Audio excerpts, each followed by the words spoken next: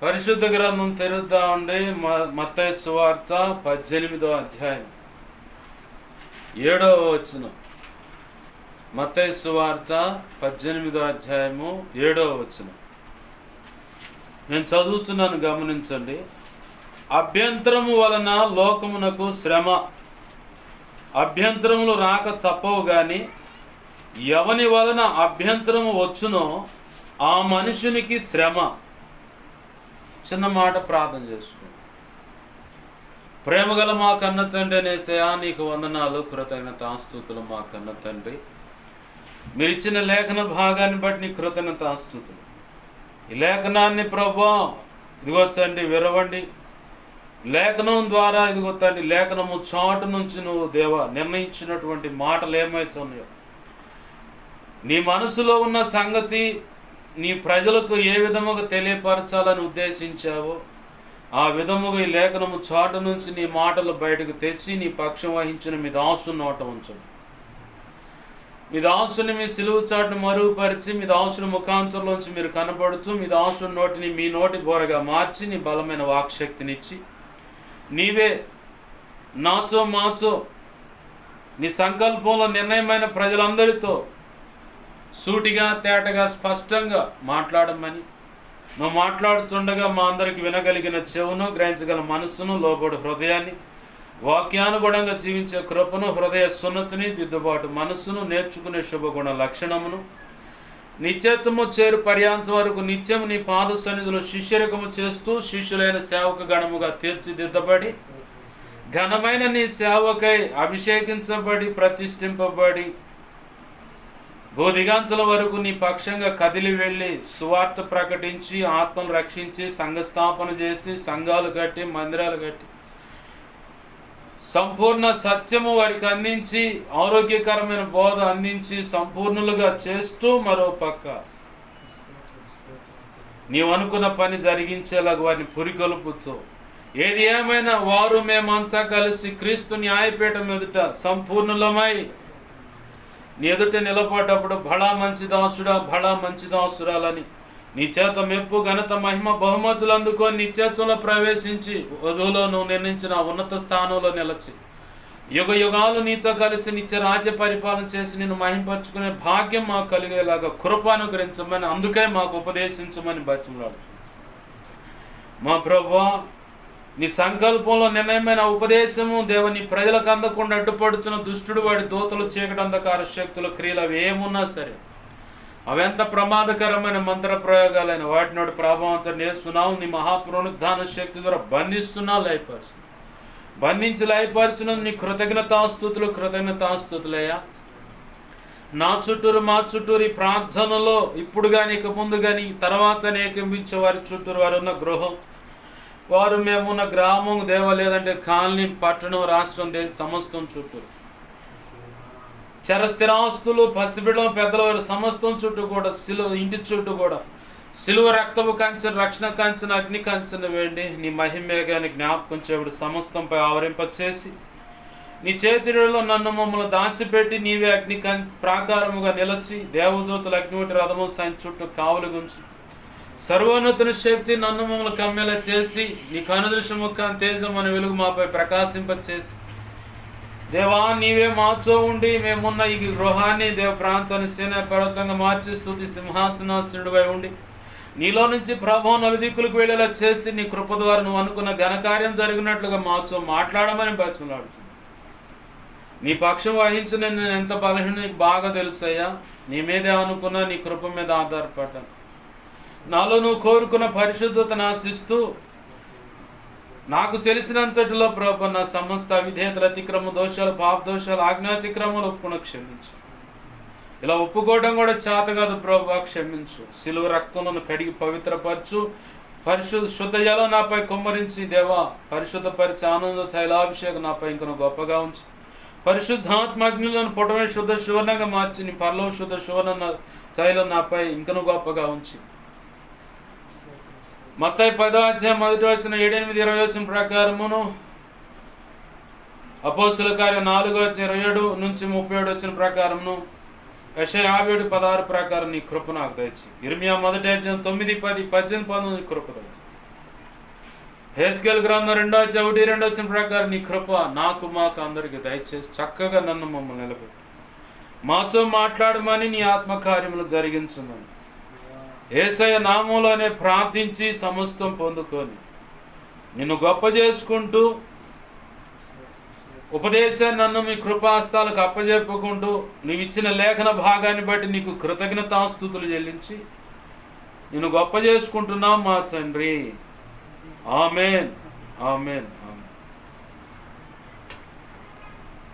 ప్రభునందు సమకూడిన నా ఈ మాటలు వింటున్నా, ఇక ముందు వినబోతున్న ప్రతి ఒక్కరికి ప్రభు అయిన యేసుక్రీస్తు వారి పేరట నా హృదయపూర్వకమైన వందనాలు. అందరికీ వందనాలు.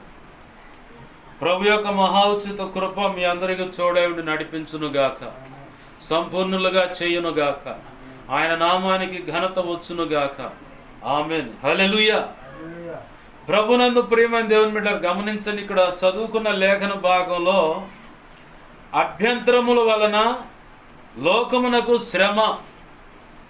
అభ్యంతరం అంటే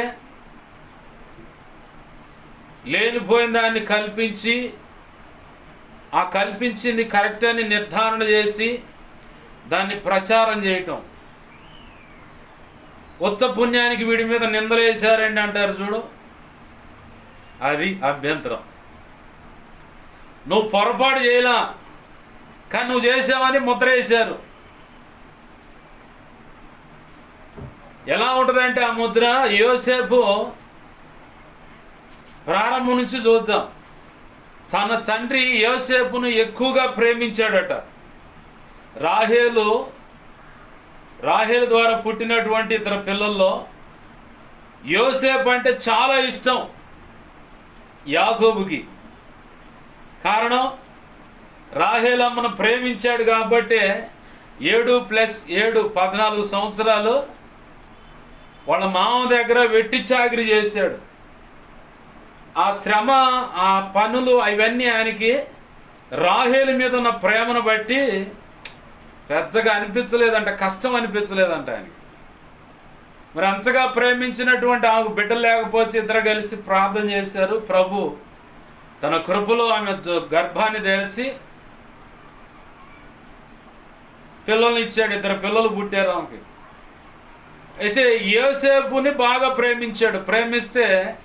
ప్రేమించిన దాన్ని బట్టి ఆ తండ్రి ఏం చేశాడంటే విచిత్రమైనటువంటి పని గల వస్త్రాలు, ఆ వస్త్రాలు చూస్తే అబ్బా భలే ఉన్నాయి అనిపించేటువంటి విచిత్రమైన వస్త్రాలు ఆ యోసేపుకు చిన్ననాటి నుంచి యాకోబు చేయించి తొడగటం.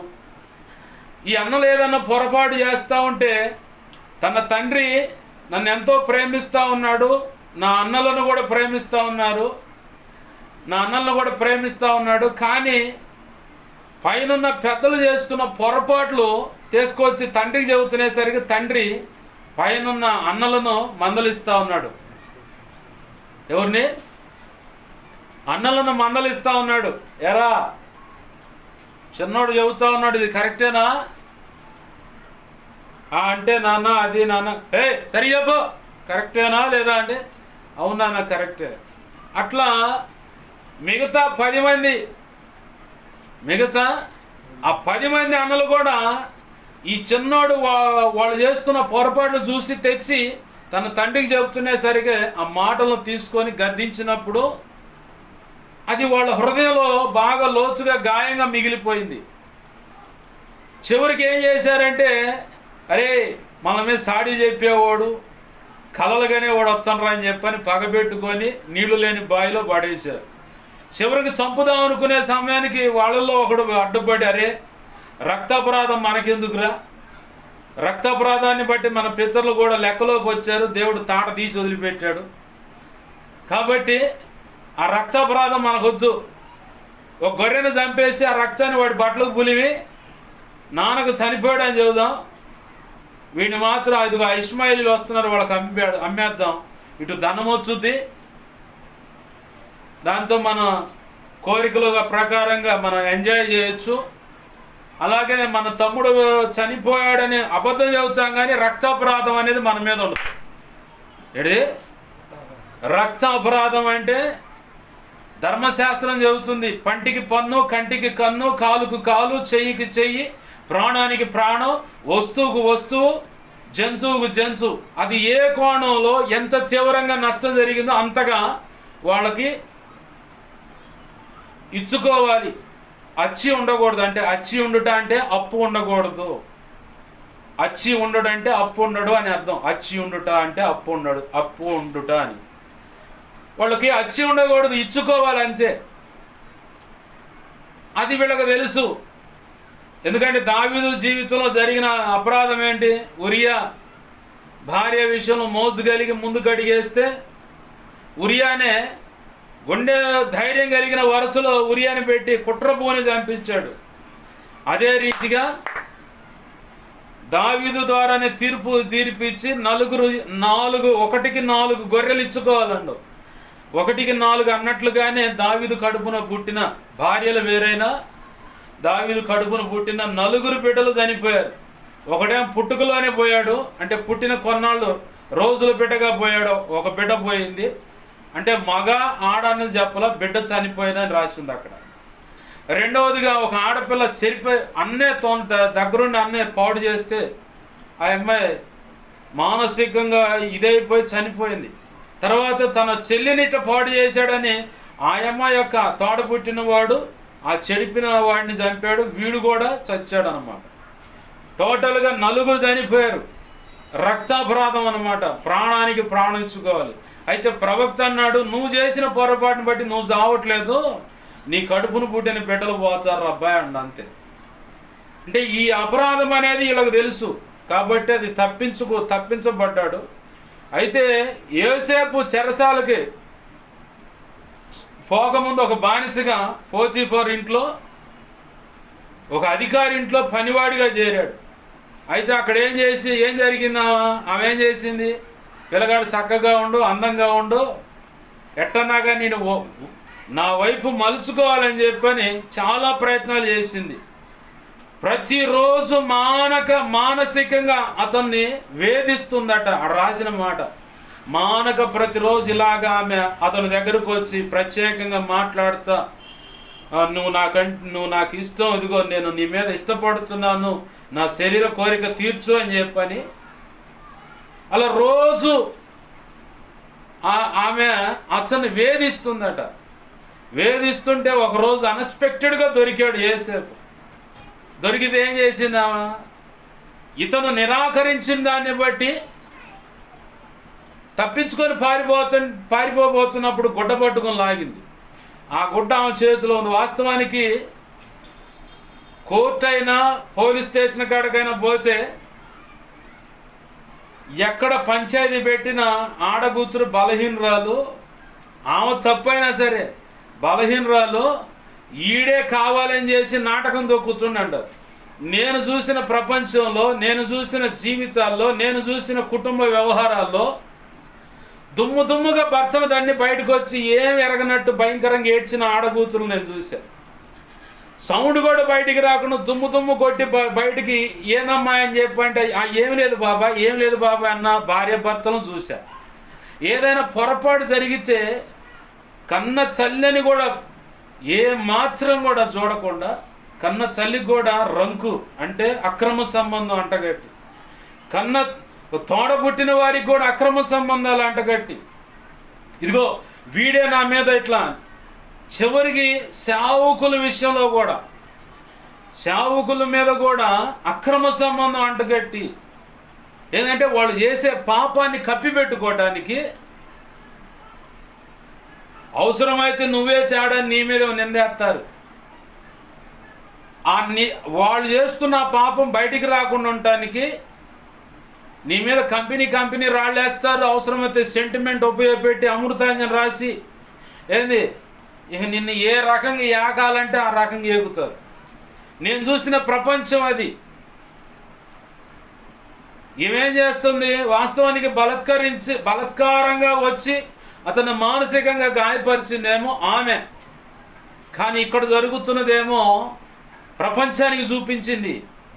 ఎందుకు వచ్చాం ఇటు మనం?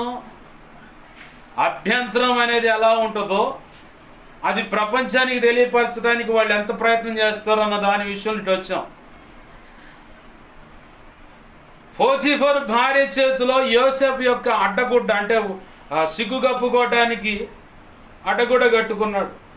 ఆ అడ్డగుడ్డ అంతే లాక్కుంది, పారిపోతున్నవాడిని లాక్కొని ఆమె ఏం చేసిందంటే, ఇదిగో ఆ హెబ్రీడు నన్ను అవమానపరచడానికి ఇదిగో ఈ రకంగా చేశాడని చెప్పని నింద మోపింది. ఇప్పుడు ఇది అభ్యంతరమా కాదా? వాస్తవం అక్కడ జరిగింది ఏంది? పోతీఫరు యొక్క భార్యదే తప్పు, కానీ ఇక్కడ ప్రపంచానికి కనపడుతుంది ఏంది? యోసేపే తప్పు చేశాడని. శిక్ష అనుభవించింది ఎవరు? యోసేపు. యోసేపు శిక్ష అనుభవించాడు. తప్పు ఎక్కడుంది? అక్కడ ఉంది. అయితే శిక్ష అనుభవించిన యోసేపు చరిత్రకెక్కాడు. ఆమేన్, హల్లెలూయా. ఈ రోజు ఒకవేళ నిందింపబడుచు అభ్యంతర కారణం అనేది చూపించి నువ్వు చాడని ముద్ర వేసినా ఖచ్చితంగా ఒకరోజు ఆ ముసుగు లాగుతాడు దేవుడు, లాగుతాడు ఖచ్చితంగా. రోడ్డు మీద పడక ముందే అయ్యో నేను తప్పు చేశాను, నా పొరపాటు ఇదని ఎవరైనా ఇట్లాంటి అభ్యంతరాలు మోపేవాళ్ళు ఎవరైనా ఉన్నా కానీ క్షమాపణ అడుక్కొని జాగ్రత్త పడితే, ఏ పొరపాటు అయితే జరిగిందో ఆ పొరపాటును బట్టి బజారుకి దేవుడు లాక్కముందే జాగ్రత్త పడితే పరువున దక్కుద్ది, కుటుంబ పరువు ప్రతిష్టలు దక్కుతాయి. దేవునికి మహిమ కలుగును గాక. హల్లెలూయా. అట్లా కాదని చెప్పని నిమ్మలంగా నిమ్మకు నీరెచ్చినట్టు అట్లా కూర్చున్నావు అనుకో, ఒక టైం ఉంటుంది, ఖచ్చితంగా కూడా మిగుతాడు నా ప్రభు. ఎందుకంటే రహస్యమైనది ఏది కూడా మరుగై ఉండనేరదు. యేసయ్య చెప్పిన మాటే, ఆయన నోట నుంచి తన ప్రజలకు అందించిన మాట. రహస్యమైనది ఏది మరుగై ఉండదు. మరుగై ఉండకపోవటమే కాదు, మిద్దెల మీద నుంచి ప్రకటించబడుతుంది అన్నాడు. దేవునికి మహిమ కలుగునుగా. హల్లెలూయా. ఇవాళ మనం కప్పి పెట్టవచ్చు, పలానోడు చాడా అని చెప్పని ఏదైనా చేయొచ్చు. ప్రభు ఈరోజు లేఖనం ద్వారా మాట్లాడుతున్న మాట ఏంటంటే, అభ్యంతరం వలన లోకమునకు శ్రమ. అయితే అభ్యంతరములు ఎవరి వలన అభ్యంతరము రాక తప్పవో కానీ వస్తాయట. అయితే అది నిజమా కాదన్నది కూడా పసిగట్టాలి. అభ్యంతరాలనే వస్తాయి, అవి ఎలా వస్తాయో దాన్ని ఎలా పరిష్కరించుకోవాలో ప్రభు ఇస్తున్న ఉపమానం ఒకటి గమనించండి. తన తండ్రి పరిపాలన అంతా ఎన్నో చోట్లకు వెళ్ళిన తన తండ్రి పరిపాలన 40 సంవత్సరాలు. దేవునికి మహిమ కలుగును గాక. హల్లెలూయా. అయితే తను ఎక్కడికి వెళ్ళినా దేవుణ్ణి అడిగి, ప్రతి ప్రయత్నంలో ప్రతి అడుగులో దేవుణ్ణి అడిగే జయాన్ని పొందాడు. ప్రతి యుద్ధంలో కూడా దేవుడు ఎట్లా అడుగులు వేయమంటే అట్లా అడుగులు వేసి జయాన్ని పొందాడు. ఏంది, తన అవసాన కాల పరిస్థితి వచ్చింది. రాజ్య బాధ్యతలు కొడుకుకి అప్పచెప్పాలి. ఇప్పుడు ఇంట్లో కూడా అంతే ఉంటుందిగా, అయ్యా నాకు చాకరీ చేసుకోలేకపోతున్నాను రా కొడుకులుంటే, లేదు కూతురే ఉంటే కూతురికైనా సరే ఆ బాధ్యతలు అప్పచెబుతారు. చాకరీ చేసుకోలేకపోతున్న పరిస్థితి ఇదని ఇట్లా బాధ్యతలు అప్పచెబుతారు. వాస్తవానికి అది అప్పచెప్పాలా. ఇంకొక విషయం ఏంటంటే, ఒక తల్లిగా తండ్రిగా నువ్వు ఎంత కష్టపడుతున్నావో, నీ బిడ్డలకు తెలియాలా. నీ బిడ్డలకు తెలియకుండా సుకుమారంగా పెంచితే గుణపాలతో భూమికి గాతాలు వేస్తారు. బాగా లోతుగా గాతం వేసి గడ్డెరక తీస్తారనమాట. వ్యవసాయం చేసి పల్లెటూరులో ఉన్నవాళ్ళం కంటే అది అర్థమైంది, పట్టణంలో ఉన్నవాడికి అర్థం కాదు అది. ఏంది, అట్లా లోతుగా గాతాలు వేసి మరి గుండెలను చీలుస్తారన్నమాట పిల్లలు. నాకు ఆ గుడ్డలు కావాలి, నాకు ఈ నగలు కావాలి, నాకు ఎందుకు పెట్టవు, నువ్వు వాళ్ళకి ఎందుకు పెడతావు అంటే నా మీద ప్రేమ లేదు, వాళ్ళే కన్నావా, నన్ను ఏడన్నా బట్టకొచ్చుకున్నావా, ఈ డైలాగులు వస్తాయి. ఇంకా నీచమైన మాటలు కూడా మాట్లాడుతారు. నువ్వు ఎలా కష్టపడుతున్నావో ఆ కష్టం యొక్క విలువ నీ బిడ్డలకు తెలియాలి. ఆడపిల్లలైనా సరే మగపిల్లలైనా సరే వాళ్ళకు విలువ తెలియకపోతే నిన్ను నడి రోడ్డు మీదకు లాగుతారు వాళ్ళే. నాకు తెలిసిన ఒక అక్క చెప్పి, అమ్మా నువ్వు ఏ రకంగా చెప్పులు పడుతున్నావో, ఏ రకంగా కష్టపడుతున్నావో, ఆ కష్టం యొక్క విలువ తెలియకుండా వాళ్ళని పెంచావు. ఈరోజు అందుకే ఆ రకంగా అడుగుతున్నారు వాళ్ళు. అక్క నువ్వు నీదే తప్ప అంటే, అవునన్న అందరూ నాదే తప్పండి. అవును, ఎలా కష్టపడుతున్నా ఆ కష్టం యొక్క విలువ తెలిస్తే నీ పిల్లలు నిన్ను ప్రశ్నించరు. ఎందుకంటే మా అమ్మ మా నాయన ఎంతో కష్టపడితే కానీ మమ్మల్ని ఈ రకంగా నడిపిస్తున్నారు, ఈ రకంగా పోషిస్తూ ఉన్నారు. ఎంతో కష్టపడితే కానీ ఈ రకంగా నేను చెబుతా. మా అమ్మ కానీ మా నాన్న కానీ ఏ రకంగా కష్టపడ్డారో, ఏ రకంగా వాళ్ళు పస్తులుండి మా కడుపులో నింపారు నాకు ఇప్పటికీ బాగా తెలుసు. తలుచుకుంటే కూర్చొని ఏడుస్తూ ఉంటా, ఆడే కూర్చొని ఆ పరిస్థితులు తలుచుకొని ఏడుస్తూ ఉంటా కూర్చొని. మా అమ్మ కానీ మా నాన్న కానీ ఏ రకంగా పస్తులుండి మా కడుపులు నింపారు మాకు తెలుసు. పేరుకు గొప్ప కుటుంబమే కావచ్చు, కష్టపడి మమ్మల్ని మా విషయంలో వాళ్ళు ఎంత కష్టపడ్డారో తెలుసు, నాకు బాగా తెలుసు, గుర్తుంది, ఇప్పటికి కూడా గుర్తుంది. మేము చిన్నప్పుడు మా అమ్మోళ్ళు గేదెల కాడ ఉన్నప్పుడు అందరు కలిసి చిన్న మట్టి ముంచలో పాసి వండుకొని అలా కొంచెం చిన్నది ఇప్పటికి కూడా గుర్తుంది, గుర్తు లేకుండా లేదు. ఒక తల్లిగా ఒక తండ్రిగా నీ బిడ్డలకు నువ్వు పడుతున్న కష్టం ఏంటో తెలియాలి. తెలియకపోతే వాళ్ళు ప్రశ్నిస్తారు, తెలియకపోతే నాన్న భయంకరమైన మాటలు అడుగుతారు. ఇక లోతులో గాయాలు, మానసిక వేదన, కృంగుదల, ఇక చివరికి అట్టాలోచి నువ్వు ఒక రోగాన్ని పడి ఆడపడతావు అన్నమాట. ఏ తల్లిదండ్రులైనా సరే నువ్వు ఎలా కష్టపడుతున్నావో అది నీ బిడ్డలకు తెలియాలా, నీ బిడ్డలకు తెలిసినప్పుడే అమ్మో సుకుమారంగా పెంచావంటే నీకు ఇంకేం లేదు, సూదులై గుచ్చుతూ ఉంటారు అన్నమాట పద్దాకలా. నువ్వు ఎప్పుడైతే నీ బిడ్డలకు నీ కష్టార్జితం తెలియపరుస్తావో అప్పుడు ప్రభు కృపలో అన్ని విధాల వాళ్ళు బాధ్యతాయుతంగా, బాధ్యత కలిగి ప్రతి విషయంలో మాట్లాడాలన్నా, ఏదైనా చెయ్యాలన్నా, ఏదైనా కావాలన్నా, ఏదన్నా అడగాలన్నా, ఇక ఏదైనా ఖర్చు పెట్టాలన్నా ఉన్నదాన్ని సద్వినియోగంగా వాడుకోవటం అయినా నేర్చుకోగలుగుతారు. నువ్వు సుకుమారంగా పెంచావు, ఏది కావాలంటే తెచ్చావు అంటే ఖచ్చితంగా నిన్ను మాత్రం సూదులు కాదు మంచి కత్తులు పొదును చేసి మరి ఒడుస్తూ ఉంటారు కూర్చొని. తల్లిదండ్రులుగా నీవు ఎలా కష్టపడుతున్నావో, మీరు ఎలా కష్టపడుతున్నారో బిడ్డలకు ఖచ్చితంగా తెలియాలి. తెలిసినప్పుడే ఇక్కడ ఈ రాజు కూడా తను ఎలా కష్టపడ్డాడో, ఎలాగా రాజ్యాన్ని నడిపించాడు అన్ని విషయాలు ఈ కుమారుడికి చూస్తూ ఉన్నాడు. తెలియపరచబడింది కాబట్టే అవసాన కాల సమయంలో రాజ్య బాధ్యతలు అప్పజెప్పడానికి వచ్చిన ఆ యవనస్తుడైన యువరాజుకి తన తండ్రి చెబుతా ఉన్నాడు, నీ తండ్రి ప్రేమించినటువంటి దేవుడైన యెహోవా దేవుడు, ఆయన చెప్పినట్లు నువ్వు అడుగులు వేయరా, ఆయన కట్టడలకు అనుగుణంగా బ్రతకరా, ఆయన ఆజ్ఞలను పాటించరా, ఎడతెగక ప్రార్థించరా, ఆయన చెప్పినట్లు నువ్వు బ్రతుకురా అని చెప్పని అన్ని విషయాలు చెప్పాడు. ఓ తల్లిగా తండ్రిగా నువ్వు కూడా చెప్పాలి వాళ్ళకి.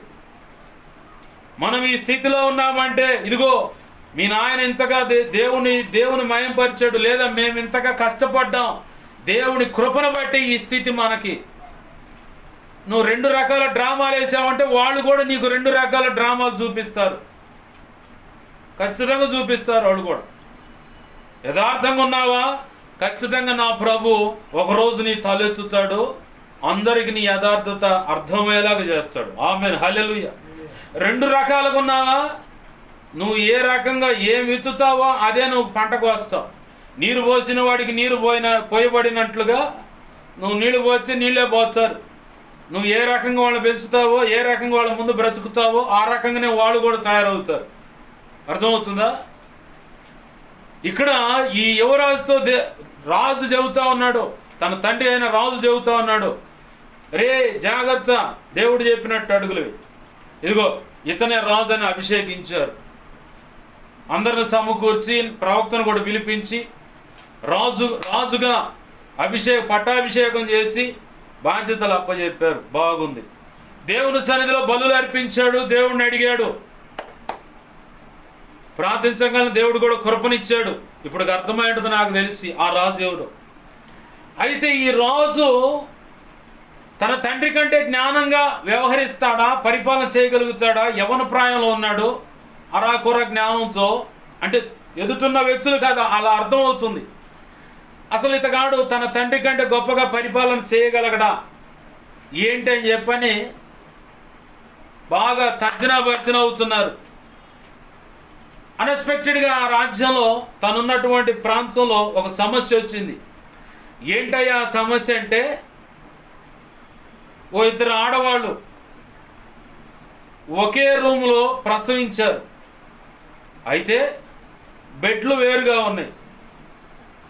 వేరుగా ఉన్నాయి. ఒక ఆడ కూతురేమో నిద్రలు అటు ఇటు పొర్లాడి, ఆ పొర్లాడినప్పుడు, ఎందుకంటే అప్పుడే పుట్టిన పసిబిడ్డను ఇప్పుడంటే ప్రత్యేకంగా ఒక ఉయ్యాల ఇట్లా పెడుతున్నారు, అప్పుడే ఉంది తల్లికి పక్కనే ఉంచుతారు కాబట్టి, అట్లా నిద్రలు అటు ఇటు మెసిగినప్పుడు ఆ బిడ్డ మీద పడి చనిపోయింది. ఆ బిడ్డ చనిపోయింది, తల్లి బాగానే ఉంది. అయితే వీళ్ళిద్దరూ ఒక చోటే ఉన్నారు కాబట్టి ఈ చనిపోయిన తల్లి ఏం చేసిందంటే,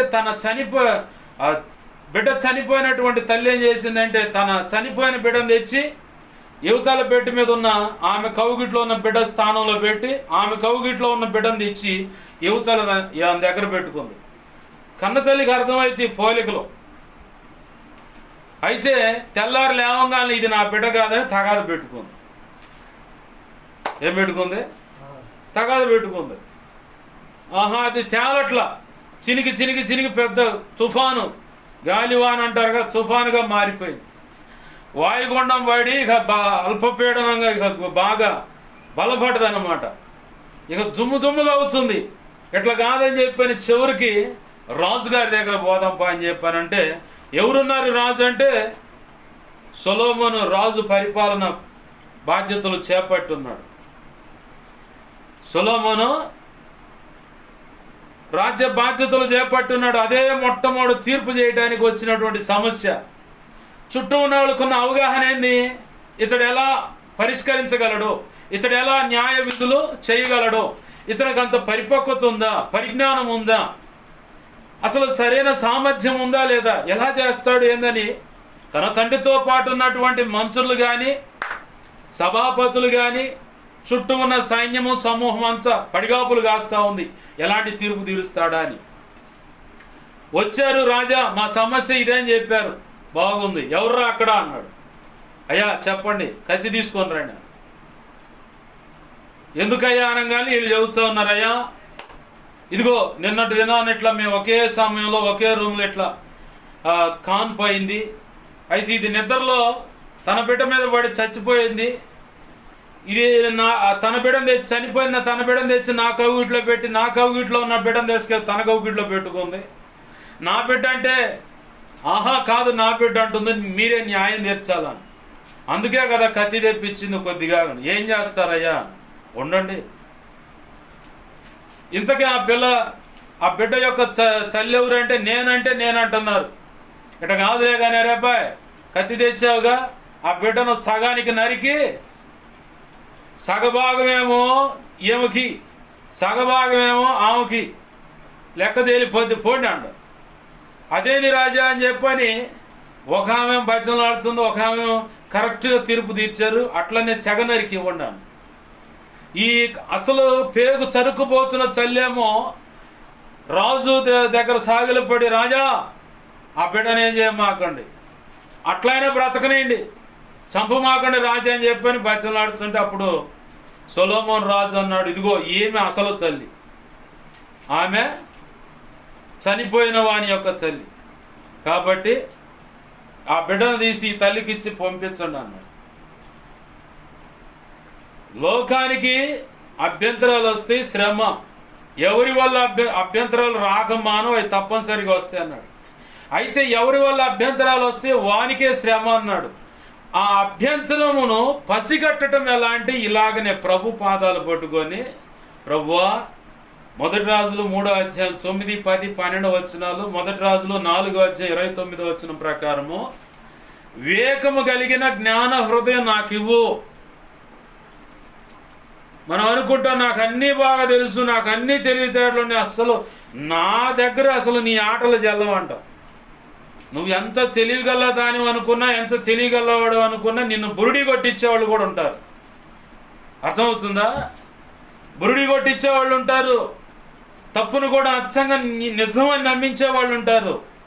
అయితే నువ్వు ఎప్పుడైతే వివేకం కలిగిన జ్ఞాన హృదయాన్ని దేవుని సన్నిధిలో ఆయన పాదాల దగ్గర పడి అడుగుతావో అన్ని విషయాల్లో నీకు వివేకము అనుగ్రహింపబడుతుంది. ఆమేన్. హల్లెలూయా, హల్లెలూయా. ఏది మంచో ఏది చెడ్డో. ఇప్పుడు ఈ ఇద్దరు తల్లులో చేంజ్ చేశారు. నా బిడ్డ అంటే నా బిడ్డ అన్నారు. వాస్తవానికి ఇద్దరు నిజమేనా? అభ్యంతరమే కాదు. ఆ అభ్యంతరాన్ని పసిగట్టాలంటే రాజుకి ఏముండి దాన్ని పసిగట్టాడు? బుద్ధి వివేకము కలిగిన జ్ఞాన హృదయం. అదేనా ఉంది చూడు. మొదటి రాజుల గ్రంథము 9వ అధ్యాయము 12, 9, 10. మొదటి రాజుల గ్రంథము 9వ అధ్యాయము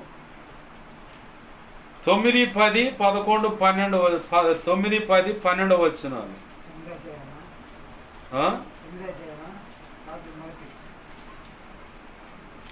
మొదటి రాజుల గ్రంథము 3వ అధ్యాయము 9, 10. ఇంత గొప్పదైన నీ జనమునకు న్యాయము తీర్చగలవాడెవడు? కాబట్టి నేను మంచి చెడులు వేచించి నీ జనులకు న్యాయము తీర్చున్నట్లు నీ దాసుడైన నాకు వివేకము గల హృదయము దయచేయము.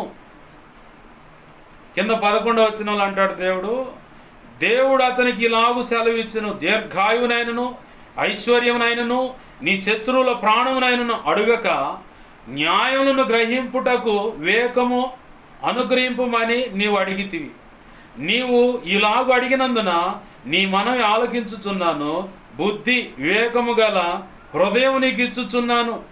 పూర్వీకులలో నీ వంటి వాడు ఒకడును లేడు, ఇక మీదటను నీ వంటి వాడు ఒకడును ఉండడు. 4వ అధ్యాయం అదే మొదటి రాజు 4వ అధ్యాయం 29వ వచనం చూడండి. దేవుడు జ్ఞానమును బుద్ధిని వర్ణింప సఖ్యము కాని వివేకము గల మనస్సును సొలొమోనుకు దయచేసెను. ఆమేన్. హల్లెలూయా, హల్లెలూయా. ఎలా సాధ్యపడింది ఇది? దేవుని పాదాలు పట్టుకుంటే.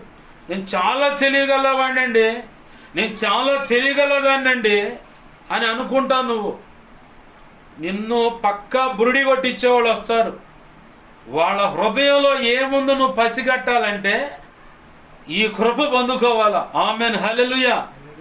మానక ప్రతినిత్యం నా ప్రభు సన్నిధిలో నేను కోరుకునేది ఇదే. ఇంత గొప్ప సేవా పరిచర్య అప్పజెప్పావయ్యా, మరి ఎవరు ఎలా వ్యవహరిస్తారు, ఎలా నడుచుకుంటారు, ఎలా ఉంటారో వాళ్ళ అంతరంగంలో ఏముందో గ్రహించడానికి నా వల్ల అయితే కాదు. ఆ కృప నాకు ఇవ్వు ప్రభు అని అడిగినప్పుడు, దేవుని సన్నిధిలో ఉండి ప్రార్థన చేస్తున్నప్పుడు ఈ లేఖనాలు గుర్తు చేసి వాటి విషయమై ప్రార్థన చేయన్నాడు. వాటి విషయం ప్రార్థన చేసుకుంటానే ఉన్నాను మానక. ప్రభు కృపలో నేను అదే చెప్తాను, నా ముందు మీ సింధులు పడవు అని చెప్పని. అవతల వాళ్ళు వాళ్ళ హృదయంలో ఏం పెట్టుకొని పైకి ఎలా మాట్లాడుతున్నారు నాకు బాగా తెలుసు. అర్థమవుతుందా? ఎవరెవరు ఎలా వ్యవహరిస్తున్నారు, అది ఎవరైనా సరే, సేవకుడైనా సరే, ఎవరైనా సరే ఎలాంటి స్వభావంతో ఉంటున్నారు అన్నది నాకు బాగా అర్థమవుతుంది. అయినా నాకేమి తెలియదని మౌనంగా ఉంటా, సైలెంట్గా చూస్తూ ఉంటా. ప్రభు ప్రేరేపించిన దాన్ని బట్టి నాకు తెలిసిన సత్యం చెబుతూ ఉంటారు. చాలామందికి అది వినపడదు. అది ఏంటంటే నేను తరచుగా వాడుతూ ఉంటాను, అమ్మ అంటే నీ అమ్మ అన్నట్టుగా వినపడుతుంది అని చెప్పాను. అంత వ్యతిరేకంగా. అది దావీదు అనుభవం. నేను నా నోట నుంచి మాట బయలకు వచ్చిన చోడనే వారు యుద్ధమునకు రేగుచున్నారు, యుద్ధానికి సిద్ధపడుతున్నారంటే నేను మంచి మాట్లాడటానికి ప్రయత్నం చేస్తున్నానయ్యా, కానీ అది వారికి నచ్చక యుద్ధం చేయడానికి అంటే మీద పడి తగాదాడటానికి వస్తున్నారని చెబుతున్నాడు ఆయన. ఉంది, అది కీర్తనలో ఉంది ఆ మాట. నా నోటి నుంచి మాట బయలు వచ్చిన వెంటనే వారు యుద్ధమునకు సిద్ధమవుతున్నారని ఉంది. కీర్తనాకారుడైన దావీదు మహారాజు రాసుకున్న ఆయన అనుభవం అది. అలాంటి అనుభవాలున్నా చాలా జాగ్రత్తగా ప్రభు కృపలో అడుగులు వేస్తూ నడిచాడు కాబట్టి ఎక్కడికి వెళ్ళినా విజయమే. తన కొడుకు తప్పు చేసి పారిపోయాడు, సర్లే క్షమిద్దామని చెప్పని మనసులో ఉన్నా కానీ బయట పెట్టలేదు. ఏంది పక్కనున్న మేనల్లుడు ఏం చేశాడంటే చక్కగా నాటకం ఆడి అవతల వ్యక్తిలో ఉన్న గుట్టంతా బయటికి లాగలిగే ఒక నైపుణ్యత కలిగిన ఒక స్త్రీని మాట్లాడి రాజు దగ్గరకు తీసుకొచ్చి పెట్టారు. రాజుతో కథ చెబుతుంది. దావీదు మహారాజు కథంతా విన్నాడు. కథంతా విని అంతా అయిపోయిన తర్వాత ఇలాగ కథ చెప్పి నిన్ను ఇక్కడికి పంపించింది ఆ యోబు గదు అన్నాడు. ఈమెకు గచకము ఉందన్నమాట. అంటే స్టన్ అయిపోయింది. నా హృదయంలో అసలు రాజుకు తెలియదు ఈ సంగతి. ఎక్కడో రహస్యంగా గదిలో ఉన్నప్పుడు మేము ఇట్లా రాజు దగ్గరకు పోయి ఇలా మాట్లాడు, ఇలా అడుగు, ఇలా చేయని చెప్పని అతను నాకు బోధించాడు. అతను నాకు చెప్పాడు. మేము అక్కడ మాట్లాడుకున్నవి, ఆ మాట్లాడుకున్న సంగతులు ఇతనికి ఎలా తెలిసినాయి? నాకు ఇలాగ కథ చెప్పిన వ్యక్తి యోబు, వాస్తవం అది. అతనికి తెలుసు, నాకు తెలుసు, ఇంకెవరికి తెలియదు. కానీ రాజు ముందుకు వచ్చి రాజమందిరంలో ఆయన సింహాసనం మీద ఉంటే రాజు ఎదురుకు పోయి ఈ యోబు ఏ కథ అయితే చెప్పాడో ఆ కథ అంతా విని రాజు దగ్గరకు వచ్చి అదే కథ మళ్ళీ చెబుతూ ఉంది. నమ్మకంగా చెబుతూ ఉంది. అది నిజమన్నట్టు చెబుతూ ఉంది. కథంతా విని నీకు ఈ కథ చెప్పింది యోబే కదా అని ఏమొక స్టన్ అయిపోయింది అనమాట. స్ట్రైక్ అంటారు కదా, స్ట్రైక్ అయిపోయి ఏం పని చేయట్లా. అసలు ఈ సంగతి ఈయనకి ఎలా తెలిసిందని వెంటనే ఆమెంటది, దేవదూత వంటివాడవయ్యా నువ్వు, నీకు మరుగైంది ఏమీ లేదు రాజా, నీకు వందనాలు, నేను పోతున్నాను. యోబు ఆమెషా చెప్పించకపోతే నువ్వే ఆ మాట చెప్తే నేనే మాట్లాడతాను కదయ్యా అన్నాడు దావీదు. ఎందుకు యాడో బిక్కుమంటా ఉన్నాడు. కన్న కొడుకు, దావీదు యొక్క కన్న కొడుకు, దావీదును చంపడానికి తరిమినోడే, తిరిగి ఇంటికి రావడానికి ఆలోచన చేస్తా ఉన్నాడు. వస్తే చంపుతాడే రాజు అని. కొడుకైనా సరే ద్రోహం చేస్తే చంపుతాడని చెప్పని రావటానికి బిక్కుమంటా ఉంటే ఈ కథలు ఇచ్చాడు ఒక ఆడ కూర్చుని పంపించి. అసలు ఆయమ్మ ఎందుకు, నువ్వే అడిగితే నేను మాట్లాడేవాడిని కదా అన్నట్టుగా ఆడ మాట్లాడి వ్యవహరించినప్పుడు ఆ తర్వాత రమ్మని చెప్పి అన్నాడు అబ్షలోంని. రమ్మని అర్థమవుతుందా? వివేకం కలిగిన జ్ఞాన హృదయం, ఆ బుద్ధి వివేకాలు గనక దేవుని దగ్గర నుంచి నువ్వు సంపాదించగలిగితే ఎలా వస్తుందండి? ఇదంటే కేవలం ప్రార్థన, దేవుని స్తుతించటం వల్ల, వాక్యాన్ని చదివి దాన్ని నీ బ్రతుకుకు అన్వయించుకోవటం వల్ల ఇవి నువ్వు సంపాదించుకోగలుగుతావు. అలా కాకుండా నాకు కావాలి, నువ్వు కావాలంటే కుదరదు. ప్రార్థనా జీవితం ఉండాలి, దేవునికి నచ్చేటువంటి బ్రతుకు ఉండాలి, దేవునికి నచ్చినట్టుగా హృదయం ఉండాలి. ఏమి మనసులో ఏ పగ, ఏ కుతంత్రాలు ఉండకూడదు. నేను చాలా మందిలో తొంగి చూసినప్పుడు వాళ్ళ హృదయాల్లో ఓ పక్క గూడు కట్టుకొని కొంతమంది విషయాల్లో కరుడు కట్టుకుపోయినటువంటి ద్వేషం, కఠినత్వం అంతే ఉంటుంది. మళ్ళీ దేవుడు నన్ను క్షమించాలి, దేవుడు నేను అడిగిన ప్రతి దానికి సహాయం చేయాలని చెప్పని నేను చూసిన వాళ్ళు ఉన్నారు. పైకి వాళ్ళు మాట్లాడే విషయాలు కూడా మళ్ళీ న్యాయసమ్మతంగానే ఉంటాయి. మరి హృదయంలో దాచిపెట్టుకున్న ఆ కఠినత్వం, దేవునికి నచ్చినటువంటి వ్యతిరేకత, ఆ విషయాలు అడిగితే మాత్రం అట్టగా అవి కాదులే కానీ దానికి అయ్యో వాళ్ళకి నచ్చిన కారణాలు చెబుతారు. కానీ అవి దేవునికి మాత్రం ఇష్టం ఉండవు. దేవునికి మహిమ కలుగును గాక. హల్లెలూయా. దేవునికి ఇష్టం ఉండవు. నువ్వు చెప్పే ఆ కారణాలు దేవునికి ఇష్టం ఉండవు. నువ్వు యేసు ప్రభువారు అనుభవించినంత శ్రమ అనుభవించిన వ్యక్తివి కాదు. ఒక స్త్రీగా ఉన్నా, ఒక పురుషుడిగా ఉన్నా, యేసు ప్రభువారే అంత కఠినమైన శ్రమ అనుభవిస్తూ 3 మేకుల మీద నిలబడి ఆ 3 మేకుల ఆధారంతో భూమికి ఆకాశానికి మధ్యలో ఉండి కింద వాళ్ళు వస్త్రం కాడ హేళనగా ఎట్లా పడితే అలా మాట్లాడుతూ ఇది చేస్తూ ఉంటే, తండ్రి వీరేం చేస్తున్నారు, వీరెరుగురు కనుక వీరిని క్షమించు అన్నాడు. రాళ్లతో కొట్టబడి ప్రాణం తుది శ్వాస విడిచేటప్పుడు కూడా మోకాళ్ళ మీద నిలబడి స్తెఫెన్ అంటున్నాడు, తండ్రి ఈ అపరాధం వీరి మీద మోపమాక, వీరిని క్షమించు అన్నాడు. అంటే ఇంతకంటే శ్రేష్టమైన వాళ్ళమా మనం? యేసు ప్రభు వారి కంటే శ్రేష్టమైన వాళ్ళమా? స్తెఫను కంటే శ్రేష్టమైన భక్తులమా మనం? చెప్పండి. మరి అంత శ్రేష్టమైన భక్తులే అయ్యా క్షమించు, వీళ్ళ మీద ఏ కోపం పెట్టుకోవట్లేదంటే, ఏ ద్వేషం పెట్టుకోవట్లేదంటే మనం ఎందుకు గూడు కట్టుకుంటున్నాం? కాంక్రీట్ వేసి మరి తరతరాల మన్నిక, సాగర్ సిమెంట్, కేసీపీ సిమెంట్, శ్రీచక్ర సిమెంట్ అని ఇక రకరకాల సిమెంట్లు. ఇప్పుడు మళ్ళీ ఇంకా ఫాస్ట్ భారతీయ సిమెంట్, ఇంకే డెక్కన్ సిమెంట్ అని ఇక రకరకాల సిమెంట్లు వచ్చిన ఆ సిమెంట్తో హృదయంలో కాంక్రీట్ వేసి పెట్టుకుంటున్నాం, వాడి మీద కానీ ఆమె మీద కానీ పగ.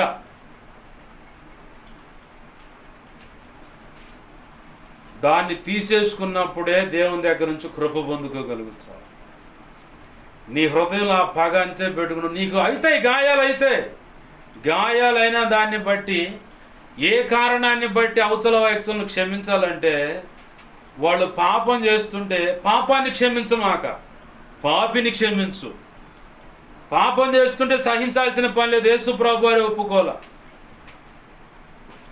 మీలో తప్పు చేయని వాడు కూడా మొదటికి బయటికి రండిరా అని చెప్పాను, రాళ్ళు ఏంట్రా అన్నాడు. ఎవరు కాదన్నాడు. వెంటనే ఆవుతా అన్నాడు, ఎవరైనా రాళ్ళు వేసారంటే ఎవరు వేయలేదని. నేను కూడా అయినా పో అన్నాడు. పాపిని క్షమించాడు, పాపాన్ని క్షమించాల. దావీదు చేసిన పాపాన్ని బట్టి 4 పిల్లలకు శిక్ష, 4 చనిపోయారు, శిక్షే. కానీ అతను క్షమించాడు, ప్రభువా నన్ను క్షమించు అంటే. పాపానికి తగ్గ శిక్ష ఉంటుంది, కఠిన దేవుడు కోప్పడతాడు. అలాగనే పాపిని కూడా పశ్చాత్తాపడితే క్షమిస్తాడు. ఆ క్షమించడం కూడా ఖచ్చితంగా ఇందాక మనం గుర్తు చేసుకున్నాం, ఆయన సింహాసనానికి నీతి న్యాయం అనేవి ఆధారాలు, కృపా సత్యం అనేవి కూడా ఒకటి ముద్దు పెట్టుకుంటుంది అని. నీతి నీతే, న్యాయం న్యాయమే, అవి రెండు ఆయన తప్పడు. అవి తప్పలేదు కాబట్టి దావీదు జీవితమే మనకు ఆధారం. తప్పు చేసిన దాన్ని బట్టి, ఉరియాని బట్టి శిక్ష పడ్డది. కృప న్యాయము నీతి సత్యాన్ని బట్టి శిక్ష పడ్డది. కృపను బట్టి అయ్యా తండ్రి నన్ను క్షమించంటే ఆ కన్నీరును చూసి ఇక ఎన్నడూ ఆ పొరపాటు చేయమాకని ఆయన హక్కును చేర్చుకొని పరిశుద్ధపరిచిన సందర్భం అక్కడ కనపడుతుంది. నీతి న్యాయము సత్యము ఈ రెండు ఒక దారి నిలబడితే, కృప ఒక పక్కన నిలబడితే, ఈ చేయాల్సిన పని ఈ చేసి, కృప చేయాల్సిన పని కృప చేసింది. కాబట్టి దావీదు తను బ్రతికినంత కాలంలో ఇక అటువంటి బుద్ధిహీనమైన పని ఎప్పుడూ చేయాల. వృద్ధాప్యమందు ఒక యవనస్తురాలు తెచ్చి అక్కడ పెట్టారు, ఆయన పక్కన ఉపచారం చేస్తూ ఉంటుంది. ఆయన ఒకవేళ కోరిక కలిగి ఆడపిల్లతో ఒకవేళ కలవాలనుకుంటే ఆమెతో కలిసి తన శరీరాన్ని వేడి వచ్చేలాగా చేసుకుంటాడని చెప్పని వెట్టగలుగుటకు అని ఉంటుంది అక్కడ మాట. 1 రాజుల గ్రంథం 1వ అధ్యాయంలోనే యవనస్తురాలను తెచ్చి పెడతారు. వెట్టగలుగుటకు, వెట్ట అంటే వేడి, వెట్టగలుగుటకు ఒక యవనస్తురాలను తెచ్చాడు పెడితే పొరపాటును కూడా ఆ అమ్మాయి ముట్టుకోలా.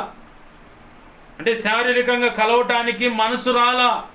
ఎందుకంటే తను ఎప్పుడో తీర్మానం చేసుకున్నాడు తన మనసులో, ఈ బుద్ధిగడ్డి తినే పనులు నాకు వద్దు, 4 చచ్చారు, ఇంత నష్టమైంది, అడుగు పాలయ్యాను, ఎంతో కష్టమైంది, ఇక ఎప్పుడు వద్దు ఇట్లాంటి పరిస్థితి అని తను బ్రతికినంత కాలం ఒక తీర్మానంతోనే బ్రతికాడు. కాబట్టి చరిత్రకి ఎక్కాడు. దేవునికి మహిమ కలుగునుగా. హల్లెలూయా. అంతా బాగానే ఉందిలే అబ్బాయి, ప్రసంగం ఎడిపోయింది, ఎటు తిరిగి వచ్చావు, ఏది పాపాలు దోషాలు అంటున్నావు అంటే, దేవుడు అభ్యంతరాలు ఎవరి వాళ్ళు ఎట్లా కలుగుతా ఉన్నాయి, ఏది ఎలా అడుగులు వేయాలన్నది నీకు గ్రహింపు కలగాలంటే, సొలొమోను పొందుకున్నటువంటి ఆ కృపను పొందాలంటే, దావీదు గురించి అయ్యా దేవదూత ఆ యొక్క ఆత్మ జ్ఞానం కలిగిన వాడవయ్యా నువ్వు అన్నటువంటి ఆ పరిస్థితి నీకు కూడా కావాలనుకుంటే, నీ హృదయంలో ఏ చెడుతనం ఉండకూడదో అది మొత్తం తీసేసుకొని హృదయం అంతా మనసంతా నిమ్మళంగా అంటే పరిశుద్ధంగా మార్చుకొని ప్రార్థన జీవితం కలిగి వాక్యాన్ని నీ హృదయంలో పదిలపరుచుకొని వాక్యానుగుణంగా నీ హృదయాన్ని కట్టుకోవాలి, నీ బ్రతుకును జీవితాన్ని కట్టుకోవాలి. అప్పుడు నా ప్రభు అని చెప్పని అడిగితే ఖచ్చితంగా ఎవరెవరి వల్ల ఎటువంటి అభ్యంతరాలు వస్తున్నాయి, దీనికి ఎవరిది ఎంతవటికి పాత్ర ఉంది, ఎవరు ఎలా పురికొల్పారు, ఎటు నుంచి ఎటు వస్తున్నారు ఏందన్నది నువ్వు గ్రహించగలుగుతావు. అమ్మో ఇదంతా పొందుకోవాలంటే ఇంత పని ఉందంటే మరి ఉంది. మరి అది నీలోకి రానంతసేపు నీ మీద నీకు తోముడు మాత్రం ఉంటుంది. శాపం తోమినాడు దోచానే ఉంటాడు, నీకు అర్థం కాదు. అది ఎవరికొకరికి ముళ్ళు పెడతాడు, నీకు తెలియకుండా నీకు తోముడు మాత్రం ఖచ్చితంగా ఉంటుంది. శాపను ఎందుకు దోముతారు? పైన ఉన్న జిగట మొత్తం దొరికిపోయి తెల్లగా నిగనిగలాడాలి. అప్పుడే నువ్వు తినడానికైనా రుచిగా ఉంటుంది, ఇంపుగా ఉంటుంది. ఇప్పుడు నలపబడితేనే కదా స్ట్రైట్గా నువ్వు నిలబడేది. ప్లెయిన్గా ఉన్న ఒక కాగితాన్ని ముందు ఒక సేవకురాలు చూపిస్తే నేను చూశాను. బాగా నలిపి ఒక కాగితాన్ని నలపక ముందు ఆ పేపర్ని ఇట్ట పట్టుకుంటే గాలి తగలంగానే వంగిపోతుంది. ఎప్పుడైతే అది నలపబడిందో, నలపబడిన తర్వాత దాన్ని స్ట్రైట్ చేసి ఇట పెడితే నిటారుగా నిలబడుతుంది. నిటారుగా నిలబడుతుంది. అంటే ఎన్నో రకాల దంచుడు కార్యక్రమం పడితేనే ప్రభు కోరుకున్న కరెక్ట్ అయిన ఒక పొజిషన్లో నువ్వు నేనే నిలబడగలుగుతాను. నేనేమో ప్రత్యేకింపబడినవాడిని కాదు, నాకు పడాల్సిందో నాకు ఉంటుంది. ఏంది ఆ నలుగుడు ఉంటేనే నువ్వు కరెక్ట్గా నడవగలుగుతావు. లేకపోతే నువ్వు ఎంత ప్రశ్నించినా కానీ ఉపయోగం ఉండదు. మరి నువ్వు నడవచ్చు కదా, ప్రభు చెప్పిన నిలబడవచ్చు. కంటే నీ మనోభావాలు దెబ్బతింటున్నాయి. దేవుడు చెప్పినట్టు నిలబడమంటే మరి నీ మనోభావాలు దెబ్బతింటున్నాయి అంటే మరి దేవుడు చెప్పిన పని జరగట్లేదు అక్కడ. కాబట్టి ఆయన చేయాల్సినటువంటి పనులు చేసుకుంటూనే నలుగుడు వేస్తూనే తెస్తా ఉన్నాడు.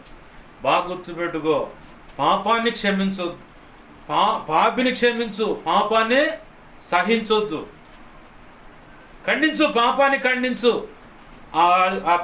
తప్పును ఖండించు, కానీ పాపిని క్షమించాలి. ప్రభు చేసిన పని అది. దాంట్లో నువ్వు నేను పెద్ద నీతిమంతులం పరిశుద్ధులేం కాదు.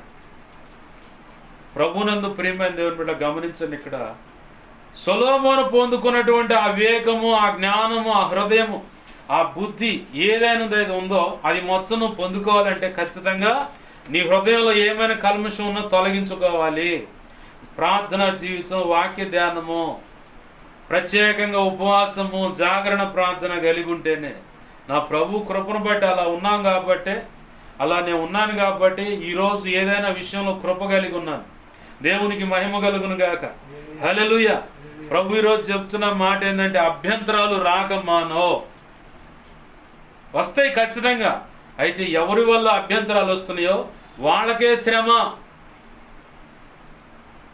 ఎలీషా కాలంలో కరువు వచ్చింది. ఈ కరువుకు కారణం ఎలీషా నువ్వే అన్నాడు రాజు. నేను కాదు, నువ్వు వేసిన బుద్ధిహీనంగా వేసిన అడుగులను బట్టి ఈ కరువు అని. కొంతమంది తొందరపాటుగా చేసిన నిర్ణయాలను బట్టి, తొందరపాటు చేసిన ఇతర భక్తి క్రమాలను బట్టి అన్య దేవత విగ్రహారాధన వైపు వెళ్ళి ఆ అర్పణ అనేది తినకూడదు. అన్య దేవతల యొక్క అర్పణ అంటే ఆ దేవి దేవతల ముందు పెట్టినటువంటి ఆ మాంసం ఏదైనా సరే, ఏ తిండి అయినా సరే నువ్వు తినకూడదు. బాప్తీసం పొందిన వ్యక్తివి కాబట్టి నువ్వు తినకూడదు. నువ్వు తిన్నావా ఖచ్చితంగా శిక్ష అనుభవిస్తావు. దాంట్లో ఏ మాత్రం తేడా ఉండదు. పడాల్సిందరు పడుతుంది, తర్వాత క్షమిస్తాడు, సరిగ్గా నిలబెడతాడు. నువ్వు గనక ఆయన వైపు తిరగకుండా అట్నే పడి పోతా ఉన్నావు అనుకో, ఖచ్చితంగా ఇక టికెట్ కన్ఫర్మ్ చేసి అట్టే పంపించడు. యాడికి చెప్పాలా? యాడికి పంపించడు? నిత్య నరకానికి పంపించడు. పరిశుద్ధ గ్రంథంలో అపోస్తుల కార్యంలో రాసి ఉన్న మాట అది. ఏం రాశారంటే దేవుని నామాన్ని బట్టి అనేకులు దేవుని రాజ్యంలో చేర్చబడుతున్నారంట, యేసయ్యలోకి. ఎవరు వాళ్ళంటే అపోస్తుల కార్యం 15వ అధ్యాయము 19వ వచనం. కాబట్టి అన్యజనులలో నుండి దేవుని వైపు తిరుగుతున్న వారిని మనము కష్టపెట్టక విగ్రహ సంబంధమైన అపవిత్రతను, జారత్వమును, గొంతు పిసికి చంపిన దానిని, రక్తమును విసర్జించుటకు వారికి పత్రికలు వ్రాసి పంపవాలనని నా అభిప్రాయం అన్నాడు. అలాగనే దాన్ని ప్రతిపాదించారు. ప్రతిపాదించటం అంటే ఇది ఖచ్చితంగా చెయ్యాలి అని. ఏమన్నాడు ప్రారంభంలో? విగ్రహ సంబంధమైన అపవిత్రతను, విగ్రహాలు ఎదుటి పెట్టిందైనా, నువ్వు వెళ్ళి విగ్రహాలకు మొక్కటమైనా, ఏది ఇక ఏదైనా సరే విగ్రహ సంబంధమైనది నువ్వు తినకూడదు, వాటికి మొక్కకూడదు. తర్వాత జారత్వము అంటే పెళ్లి కాకముందే పరపురుషులతో స్త్రీలు, యవన ఆడపిల్లలు కానీ యవన పురుషులైనా సరే పెళ్లి కాకముందే శారీరకంగా కలిసేది జారత్వానికి కారణం. అలాంటి పొరపాటు చేయకూడదు, ఎందుకంటే అన్య సమాజంలో ఇది ఎక్కువ నడుస్తుంది కాబట్టి. రెండవది గొంతు పిసికి అంటే మెడక ఇరుస్తారు, ఇరిచి దాన్ని కాల్చుకొని తింటూ ఉంటారు, అట్లాంటివి చేయకూడదు.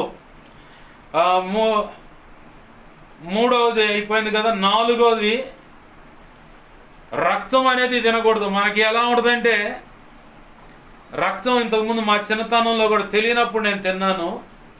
రక్తాన్ని తెచ్చి ఏపుకుంటారు, గొర్రె పొట్టేలది కానీ మేకది కానీ ఇంకా వాటికి సంబంధించిన రక్తం తెచ్చుకొని ఏపుకొని భలే ఉంది అని తింటూ ఉంటారు.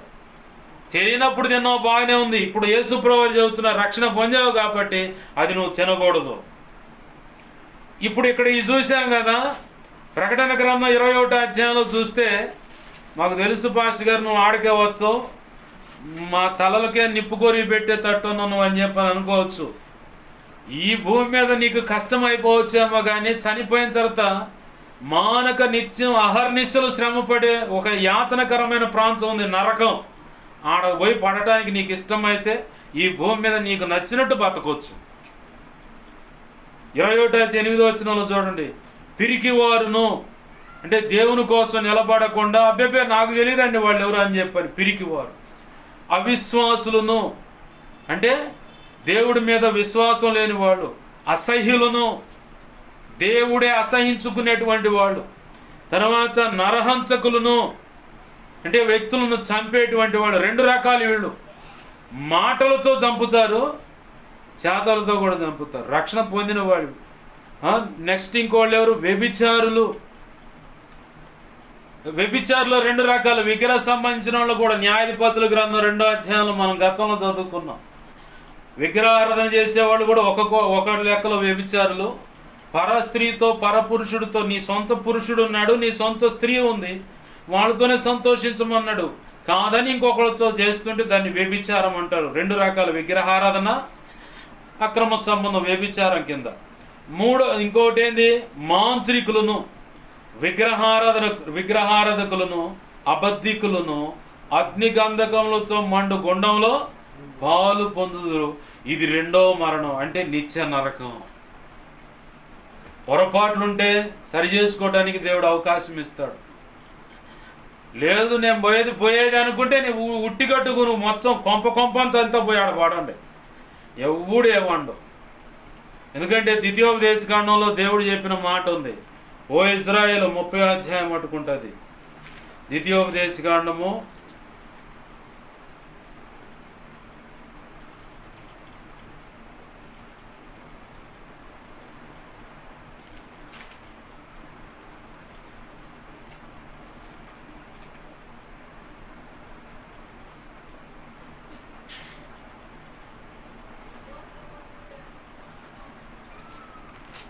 'ద్వితీయోపదేశకాండంలోనే ఉంది ఆ మాట. ఏమంటాడంటే ఆయన, ఓ ఇజ్రాయేలు వినుము, 1వ అధ్యాయం, నేను నీకు వినిపించిన ఈ సంగతులన్నీ అనగా దీవెనయు శాపమును నీ మీదికి వచ్చిన తరువాత నీ దేవుడైన యెహోవా నిన్ను వెళ్ళగొట్టించిన సమస్త జనముల మధ్య వాటిని జ్ఞాపకం చేసుకొని అంటూ ఇక్కడ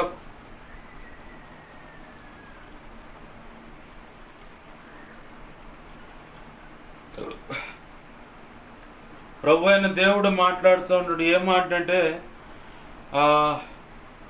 15వ వచనం చూడండి, ద్వితీయోపదేశకాండం 30వ అధ్యాయం 15వ వచనం. చూడుము, నేడు నేను జీవమును మేలును మరణమును కీడును నీ ఎదుట ఉంచి ఉన్నాను. నీవు బ్రతికి విస్తరించున్నట్లుగా నీ దేవుడైన యెహోవాను ప్రేమించి ఆయన మార్గముల యందు నడుచుకొని ఆయన ఆజ్ఞలను కట్టడలను విధులను ఆచరించమని నేడు నేను నీకు ఆజ్ఞాపించుచున్నాను.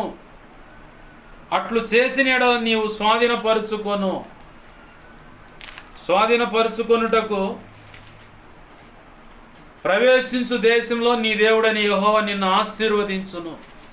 అయితే నీ హృదయము తిరిగిపోయి నీవు విననొల్లక ఏడవబడిన వాడవై అన్య దేవతలకు నమస్కరించి పూజించిన ఎడల మీరు నిశ్చయముగా నశించిపోవుదురనియు, స్వాధీనపరుచుకొనుటకు యోర్దానును దాటపోచున్న దేశంలో మీరు అనేక దినములు ఉండరనియు నేను నేడు మీకు తెలియజెప్పుచున్నాను. నేను జీవమును మరణమును ఆశీర్వాదమును శాపమును నేను నీ ఎదుట ఉంచి భూమి ఆకాశములను మీ మీద సాక్షులుగా పిలుచుచున్నాను. ఆమేన్, హల్లెలూయా. మీ పితరులైన అబ్రహాము, ఇస్సాకు, యాకోబులకు ఆయన ప్రమాణం చేసిన దేశంలో మీరు నివసించున్నట్లు యెహోవాయే నీ ప్రాణమునకు నీ దీర్ఘాయువునకు మూలమై ఉన్నాడు. కాబట్టి నీవును నీ సంతానమును బ్రతుకుచు నీ ప్రాణమునకు మూలమైన నీ దేవుడైన యెహోవాను ప్రేమించి ఆయన కార్యమును విని ఆయనను హత్తుకొని, ఆయన వాక్యమును విని ఆయనను హత్తుకొనున్నట్లును జీవమును కోరుకొనుడి. ఆమేన్, హల్లెలూయా. ఫైనల్ ఇది. పితరులకు ఇచ్చిన స్వాస్థ్యం అంటే ఈ భూమి మీద ఉంది ఒకటి, పరలోకంలో కూడా ఉంది, నూతన యెరూషలేము అనే పట్టణం. అది అబ్రహాము, ఇస్సాకు, యాకోబులకు చెప్పిన మాట. మీ నాయనతో చెప్పాను అబ్బాయి అని, అబ్రహాముతో చెప్పాను అబ్బాయిని, ఇస్సాకు, యాకోబులతో చెప్పాడు. ప్రభు ఈరోజు నీతో కూడా మాట్లాడుతున్న మాట. తొందరపడి ఏ విగ్రహార్పితం చిన్న, తొందరపడి ఏ విగ్రహారాధనకు మొక్కినా, ఏది తెలిసి తెలియక నువ్వు తిన్నదాన్ని పెద్ద లెక్కలో తీయడం. నీకు తెలిసి చేస్తే ఇప్పుడు చెప్పాడు శిక్ష ఎలా ఉంటుందో, ఏంది ఆశీర్వాదం ఎలా ఉంటుందో కూడా చెప్పాడు. అసలు నువ్వు ఉండటానికి కారణం ఎవరో కూడా చెప్పాడు. నేను నా సొంత మాటలు చెప్పానా? బైబిల్లో ఉన్న మాటలే చెప్పా. నీకు ఏది కావాలో నీ ఇష్టం, స్వేచ్ఛనిచ్చాడు అనమాట. దేవుడు నీ అంత కాదు, హిట్లర్ లాగా లెగిస్తే చంపేస్తా, కూర్చుంటే చంపేస్తా, ఈ సెక్షన్ కాదు. నీకు స్వేచ్ఛనిచ్చాడు. ఎందుకంటే మంచేదో చెడేదో నీకు బాగా తెలుసు. మంచేదో చెడేదో నీకు బాగా తెలుసు. తెలిసేటువంటి జ్ఞానహీనుడిగా అంటే చిక్కల దానిగా నిన్ను చేయలే దేవుడు. మైండ్ సరిగా పనిచేయట్లేదని మాట చెప్పడానికి కుదరదు. తప్పే నాకు తెలియదండి, వాళ్ళు అట్ట చేశారు, ఆదా వెళ్ళి ఆవో మీద పడ్డట్టుగా ఆ సెక్షన్ చెప్పడానికి ఒప్పుకోడు దేవుడు. నీకు అంతా తెలుసు కాబట్టి ఏమైనా పొరపాట్లు ఉంటే క్షమించమని అడుగు. ఎందుకంటే ప్రభు అన్నాడు ఇర్మియా ద్వారా కానీ హెస్కేల్ ద్వారా కానీ, వారి పూర్ణ హృదయంతో, గతంలో చెప్పానుగా, దేవుడైన యెహోవా చెయ్యనుద్దేశించిన ఆ కీడు చెయ్యకుండానట్లుగా ఇప్పుడు మీరు ఇకనైనను మనసు తిరిగి ఆయన వైపు మళ్ళుకొని కన్నీరు విడుచుచు మీ వస్త్రములను కాక మీ హృదయాలను చింపుకొని ఆయన బతిమాలిన ఎడల ఖచ్చితంగా కనికరించటానికి సిద్ధంగా ఉన్న దేవుడైన వాడు ఆయన యెహోవా. ఆమేన్, హల్లెలూయా. నీకు ఏది కావాలో ఇక నువ్వు కోరుకో. దేవుని పాదాలు పట్టుకుని దేవుణ్ణి అడుగుదాం. పొరపాట్లుంటే క్షమించమని అడుగు. అభ్యంతరాలు రాకమానో, అయ్యో ఫలానా వాళ్ళు ఇటు చెప్పారు, అయ్యో కుదరదు, ఈ సెక్షన్ ఏం కుదరదు.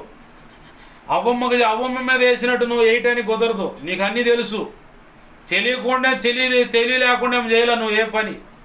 నీకు అన్నీ తెలుసు కాబట్టి ప్రభు అంటున్నాడు మర్యాదగా ఆయన పాదాలు పట్టుకుని ఒప్పుకుంటే కనికరించబడతావు.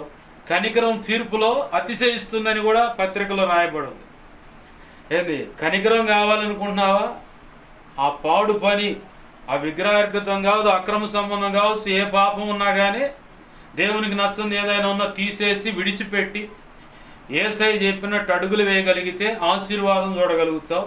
భావి తరాలు కూడా నిన్ను బట్టి దీవించబడతాయి. వద్దనుకుంటావా? 3 లేదా 4 తరాలు నీ ద్వారా శపించబడతాయి. ఇక ఆయనకు కోపం రేగిందంటే నీ వంశాన్ని, నీ కుటుంబాన్ని కూడా శపిస్తాడు. నేను ప్రార్థన చేస్తున్నప్పుడు ఈ ప్రాంతంలో కొంతమంది విషయాల్లో ప్రార్థన చేస్తున్నప్పుడు దేవుడు నాతో మాట్లాడాడు. ఆ వంశాలను, ఆ కుటుంబాలను, ఆ కుటుంబంలో ఉన్న వారిని నేను శపించాను, నువ్వు ప్రార్థన చేయమాకండి. ఆయనే శపించినప్పుడు ఇంక నేనెవరు? నేను బచ్చలు ఆడుకున్నట్టు బచ్చలు ఆడుకోలేడు. కన్నీరు విడిచి 8 సంవత్సరాలు దేవుని పాసనలో పడి ఏడ్చి ఏడ్చి ఏడ్చి దేవుణ్ణి అడిగి ఆశీర్వాదం సంపాదించుకున్నాం ప్రభు కృపను బట్టి. నాతో మాట్లాడాడు. వాళ్ళు ఎవరో తెలుసు నాకు, ఆ ఇల్లు ఎవరో తెలుసు, ఆ ఇంటి పేర్లు కానీ ఆ వ్యక్తులు తెలుసు నాకు. వాళ్ళు వాళ్ళ వంశము, ఆ కుటుంబము, వాళ్ళని నేను శపించాను అన్నాడు. ఇక నేను మాట్లాడటానికి ఏం లేదు. ఇక మిగతా వ్యవహారాలు ఇక ఆయనే. రంగంలోకి ఆయన వచ్చాడు. ఇక నేనేం చేస్తాను? ఇక మెలకుండా కూర్చోవటమే. ఎంత బచ్చలాడినా ఉపయోగం ఉండదు. మరి ఎవరు బచ్చలాడితే ఉపయోగం ఉండదంటే శపించబడ్డ వంశంకు సంబంధించిన సంతానం ఎవరైతే ఉన్నారో వాళ్ళు దేవుని పాదాలు పట్టుకొని వాళ్ళ గుడ్డలు కాకుండా హృదయాలను చింపుకొని కన్నీరు విడిచి ఆయన బచ్చలాడితే ఖచ్చితంగా కనికరింపబడతారు. ఖచ్చితంగా దేవుని పాదాలు పట్టుకొని ప్రార్థన చేద్దాం. అభ్యంతరాలు రాక మానవ లోకంలోకి అభ్యంతరాలు వస్తే శ్రమ అయినా అభ్యంతరాలు వస్తే తప్పనిసరిగా వస్తాయి. అయితే ఎవరి వల్ల అభ్యంతరాలు వస్తాయో వానికే శ్రమ. ఏంది ఆ అభ్యంతరం ఎలా పసిగట్టాలంటే పసిగట్టడానికి ఏం కావాలా? సొలొమోను పొందినటువంటి, దావీదు పొందినటువంటి ఆ కృప మనకు కావాలి. ఏది దానియేలు పొందినటువంటి ఆ కృప మనకు కావాలి. దానియేలు గ్రంథం 5వ అధ్యాయం 11, 12, 14 వచనాల్లో ఉంటుంది. దైవ దూత సంబంధమైన జ్ఞానం కలిగిన వాడివయ్యా నువ్వు అంటుంది అక్కడ. రాజుగారి భార్య చెప్పుద్ది. రాజుగారు కూడా చెబుతాడు నీకు మాత్రమే సాధ్యపడుతుందని. దానియేలు పొందిన, లేదు దావీదు పొందిన, సొలొమోను పొందిన ఆ కృపను పొందితేనే ఈ అభ్యంతరం ఎటు నుంచి వస్తుంది, ఎలా వస్తుందని పసిగట్టగలవు. అది పసిగట్టాలంటే ముందుగా నీ హృదయం ఎలా సరి చేయబడాలో కూడా దేవుడు మాట్లాడాడు. దేవుని పాదాలు పట్టుకొని దేవుణ్ణి అడుగుదాం. ప్రభువా, పొరపాటు ఉంటే నన్ను క్షమించు, నన్ను సరిచేయి, నాకు అవకాశం. లేదు విగ్రహార్పితం నువ్వు తిన్నావా, విగ్రహారాధనలోకి వెళ్ళావా, ఎలా శపిస్తాడో ఏదో మొత్తం చెప్పాడు. వాటి విషయంలో కూడా సరి చేసుకున్నావా, దేవుని పాదాలు పట్టుకో, క్షమించబడుతావు లేదా శపించబడుతావు. ఏది కావాలో నీ ఇష్టం. ప్రార్థన చేసుకున్నావు. దేవుని పాదాలు పట్టుకొని, దేవా ఈరోజు నువ్వు నాతో మాట్లాడుతున్నావయ్యా. ఏ పొరపాటులో నేను చిక్కబడి ఉన్నానో, అయ్యో ఇదిగో అది ఎంత తీవ్రమైన శిక్షణ తెస్తుందో, ఇదిగో తేటగా నాతో మాట్లాడావు ప్రభు. అయ్యా ఒప్పుకుంటున్నాను, క్షమించు ప్రభు అంటూ దేవుని పాదాలు పట్టుకుందాం. అభ్యంతరాలు రాకమాను. ఎవరి వల్ల అభ్యంతరాలు వస్తే వాని వల్లనే ఆ కుటుంబానికైనా, ఆ సంఘానికైనా, ఆ వ్యక్తికైనా, వారి దాంపత్య జీవితంలో శ్రమ, ఆ సమాజానికైనా శ్రమ. ఏంది ఆ అభ్యంతరాలు ఎటు నుంచి వస్తున్నాయో ఏందని పసిగట్టాలంటే ఖచ్చితంగా నీ హృదయం ఎలా ఉండాలో ఆ ఉన్నదాన్ని బట్టి దేవుని దగ్గర అడిగితే ఎట్లాంటిది పొందుకుంటే అది పసిగట్టగలవో దేవుడు ఈరోజు నీతో మాట్లాడుతూ ఉన్నాడు. నేను అనుకోవచ్చు, నువ్వు అనుకోవచ్చు నేను జ్ఞానవంతురాలను, నేను జ్ఞానవంతుని, నేను అన్ని పసిగట్టగలను, నాకు అంతా తెలుసు అనుకోవచ్చు. ప్రభు అంటున్నాడు నీ జ్ఞానము, నీ తెలివితేటలన్నీ నా ఎదుట వెర్రితనమైనవి. ఇప్పటికీ కూడా ఇంకా అర్థం కావట్లేదా నీ తెలివితేటలు, నీ జ్ఞానం ఎంత వెర్రి అయినాయో? నేను చేస్తానే ఉన్నాను. అవి ఎంత ఎర్రిగా ఉన్నాయో, ఎంత వెర్రి అయినవో. కొరింథీ పత్రికలో రాశాడు దేవుడి జ్ఞానం వెర్రితనంగా ఉంటుంది అని. మనుషుని యొక్క జ్ఞానము వెర్రితనంగా ఉంటుందని చెప్పని సామెతల గ్రంథంలో రాస్తుంది. మనుషుని యొక్క హృదయంలో ఆలోచనలు అనేకమైన పుట్టును, కానీ ఆ ఆలోచనలని స్థిరపరచువాడు యెహోవాయే. యెహోవాకు వ్యతిరేకమైన ఏ జ్ఞానమైనా, ఏ తెలివితేటలైనా నేరవు అన్నాడు ఆయన. సామెతల గ్రంథంలోనుంది ఆ మాట కూడా. దేవుని ఎదుట మనుషుని యొక్క జ్ఞానం ఎలాంటిదంటే వెర్రితనముగా ఉంది. తెలివితేటలు ఎలా ఉంటే వెర్రితనముగా ఉన్నాయి. దేవుని పాదాలు పట్టుకొని దేవుని అడుగుతా, అయ్యా ఇన్నాళ్ళు నా తెలివితేటలో, నా జ్ఞానము, నేను చాలా జ్ఞానవంతురాలని, తెలియగలదాన్ని, నేను తెలియగలవాడిని, జ్ఞానవంతుడని అనుకున్నానయ్యా. అసలు నా జ్ఞానమే కాదని, అది నీ ఎదుట వెర్రితనం అని చెప్పని ఈరోజు తేటపరిచావు. బుద్ధిహీనంగా అడుగులు వేసిన దాన్ని బట్టి ఇదిగో ప్రభా జారత్వం వల్ల నిత్య నరకం అని చెప్పని, ఇదిగో తండ్రి విగ్రహార్పితమైన తినటం వల్ల, విగ్రహారాధన చేయటం వల్ల నరకం వస్తుందని, దేవా అభ్యంతరం వల్ల శ్రమ వస్తుందని, ఇదిగో తండ్రి దేవా, అభ్యంతరాలు ఎటు నుంచి వస్తున్నాయి, పసిగట్టగలడానికి కావలసిన జ్ఞానం ఎలా సంపాదించుకోవాలి అది కూడా నువ్వు ఈరోజు తెలియపరిచావు. ఈరోజు తేటపరిచావయ్యా, నీకు వందనాలు స్తోత్రాలు అంటూ దేవుని పాదాలు పట్టుకొని ప్రార్థన చేద్దాం. ఇకనైనా పశ్చాత్తాపడి దేవుని పాదాలు పట్టుకొని క్షమించమని అడుగుదాం. ఇంకా ఒక వ్యక్తిని క్షమించలేనటువంటి పరిస్థితి నీలో ఉందేమో, హృదయంలో పక్కన ఆ కఠినత్వాన్ని పెట్టుకొని పైకి ప్రేమగా కనపడుతున్నావేమో, దేవుడు క్షమించడు. దేవుడు పొరపాటును కూడా క్షమించడు. ఆ కఠినత్వాన్ని బట్టి ఒకవేళ నీ అత్త మీద కఠినత్వం ఉందా, నీ అత్తారింటి మీద కఠినత్వం ఉందా, ఇదిగో నీ తల్లి తరపున వాళ్ళ మీద కఠినత్వం ఉందా, నీ కడుపును పుట్టిన బిడ్డల మీద కఠినత్వం ఉందా, లేదా నీ బంధువుల మీద కఠినత్వం ఉందా, నీకు ఎవరి వల్ల మాట వల్ల కానీ వారు చేసిన ప్రవర్తన క్రియలను బట్టి నీ హృదయంలో వారిని క్షమించలేనటువంటి కటుత్వాన్ని పెట్టుకున్నావా? ప్రభు ఈరోజు నీతోనే మాట్లాడుతున్నాడు, నిన్నే నిలదీస్తా ఉన్నాడు. ఆ కఠినత్వం ఉన్నంతకాలం నువ్వు ఆశీర్వదింపబడవు.